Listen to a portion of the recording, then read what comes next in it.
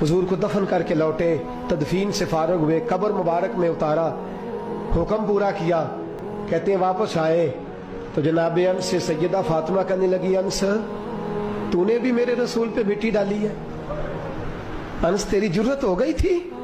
फरमाते उस वक़्त फातिमा का पहला आंसू गिरा और फिर 6 महीने हुजूर के बाद हयात रही, मैंने उसके आंसू ही गिरते देखे। लोग सो जाते, वो हुजूर के रोज़े पे जाके बैठ जाती। कहते मैं समझाता बहलाता, लेकिन फातिमा कहती अली सब्र अपनी जगह, कर्म अपनी जगह। और मैं तुझे क्या बताऊं, बहन भाई पहले सारे चले गए, वालदा पहले छोड़ गई, अब हुजूर अलैहिस्सलातु सलाम ने भी पर्दा डाल लिया है, मुझे चार और जानिब कुछ दिखाई नहीं देता। कहते 6वां महीना था हुजूर के विसाल को।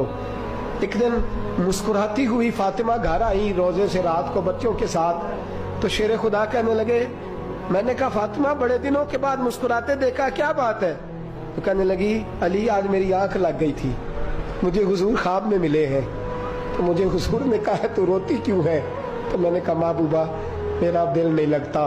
तो फरमाया बेटी तैयारी कर, तू मेरे पास आने वाली है। हजरत अली फरमाते बस फातिमा बीमार हुई, चंद दिन गुजरे तो मुझे बुलाया और कहने लगे अली वक्त जाने का आ गया है, ये अली के घर की है इज्जत अली से सुनते, नबी के घर की है इज्जत नबी से सुनते, वो जिसने मुअज़्ज़ज़ किया घराने को, हुसैन पाल के जिसने दिया जमाने को, जाने का वक्त आ गया है अली।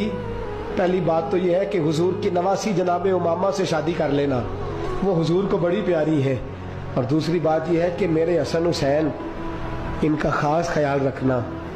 और तीसरे लफ्ज़ कहे तो हजरत अली तड़प के रोए, कहने लगी मैंने वक्त गुजारा है, आपकी हुकूक मेरी जिम्मेदारी थे, मैं इंसान थी भूल जाती थी, अगर मुझसे कहीं कोई कमी रह गई हो तो मुझे रज़ाए इलाही से दरगुजर करना, कहीं मैं हुजूर के सामने जाके शर्मिंदा ना हो जाऊं। शेर खुदा करम अल्लाह ताला वजहुल करीम फरमाते मैंने हाथ थामा और मैंने कहा फातिमा अली का बड़ा मर्तबा था, पर जो तेरी निस्बत से कमाल था वो तेरा ही था।